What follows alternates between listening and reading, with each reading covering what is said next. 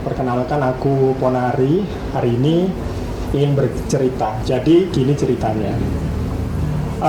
Sebelumnya siapa yang di sini malas kerja?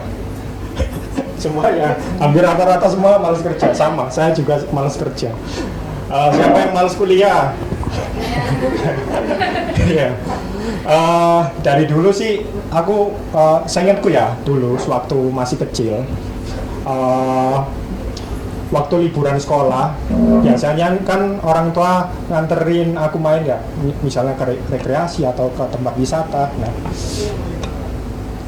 biasanya di akhir itu aku sebel sama orang tua. Kok orang tua, kok ayahku kok cepet-cepet gak mau nemenin aku selama liburan gitu ya. Maksudnya karena kok selalu kekerjaan gitu ya. Jadi akhir pekan, jadi sewaktu liburan aku bertanya-tanya kepada orang tua, kenapa sih orang tua kok sibuk bekerja banget gitu. Pikiranku waktu itu seperti itu, teman-teman. Ketika aku dewasa aku mikir, oh iya, aku juga jarang berlibur sekarang. Kebanyakan waktuku aku habiskan untuk bekerja. Tapi akhirnya aku paham sih sebenarnya kenapa kok kita perlu kerja ya. Kenapa kita perlu bekerja? Kalau dipikir-pikir lagi, semua orang pasti pingin ke masa lalu di mana manusia itu nggak perlu bekerja. Di masa mungkin banyak orang ingin ke flashback ke zaman mungkin abad ke-15 di mana banyak kerajaan, kita cuma di hutan bertani, terus kalau lapar ke sungai, ke laut. Jadi nggak ada yang dipikirkan gitu, kita nggak perlu sarjana, kita nggak perlu S2 dan lain-lain, kita hidup ya live aja gitu. Tapi setelah perubahan zaman, revolusi industri, perubahan di mana semuanya butuh uang, jadi kita dituntut banget untuk bekerja. Nah, yang selalu saya tekankan ini, selama saya bekerja, saya melihat banyak dari diri kita sebenarnya yang tidak tahu esensi dari bekerja. Yang kita pahami, bekerja itu cari uang sampai yang nggak tahu, sampai misalnya kalau belum punya, baru lulus kuliah, kita pingin ngumpulin uang untuk, anggaplah untuk rekreasi. Kalau sudah tercapai hal itu, kita ganti lagi ke beli motor, beli mobil, beli rumah, dan lain sebagainya. Itu kita lakukan sampai tua, teman-teman ya. Kita akan bekerja terus sampai tua, sampai kita mati gitu. Ada orang yang mati pun sebelum dia berangkat bekerja.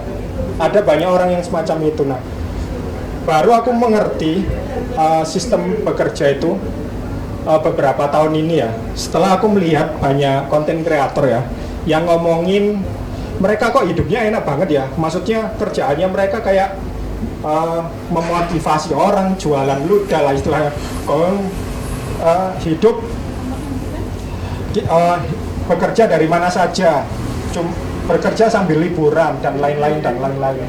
Nah, aku melihat nih, kok mereka bisa semacam itu ya. Sedangkan sebagian besar orang yang kita lihat di kehidupan ini jarang banget yang bisa kayak gitu. Nah, apa yang membuat mereka bisa semacam itu?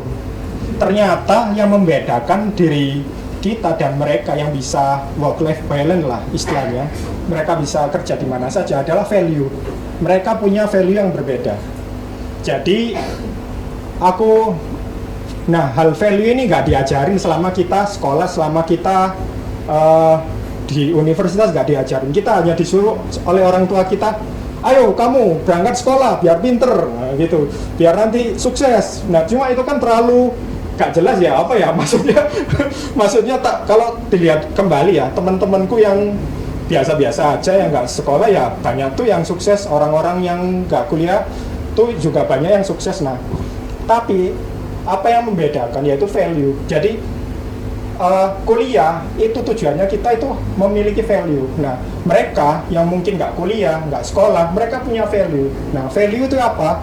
Value adalah kemampuan dari diri kita yang bisa ditukar oleh uang orang lain gitu. Contoh, kalau tahu kan Ronaldo, kenapa dia digaji besar? Karena dia punya value. karena orang lain mau membayar value-nya dia. Jadi value itu pertukaran dari diri kita. Jadi di era kapitalis ini kita itu dihargai masing-masing. Nah, Ronaldo dihargai 1 triliun gitu anggaplah.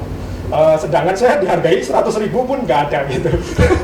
Nah, jadi semua orang di era kapitalis ini ada value-nya, ada harganya masing-masing. Jadi untuk teman-teman sekarang yang masih belajar, juga yang ingin pivot karir atau apapun, mulai kembangkan value kalian. Karena kalau kalian memiliki value, kalian bisa nih ke depan kerja dari mana saja, work-life balance atau hidup mapan dan sebagainya. Mungkin itu saja dari saya. Terima kasih.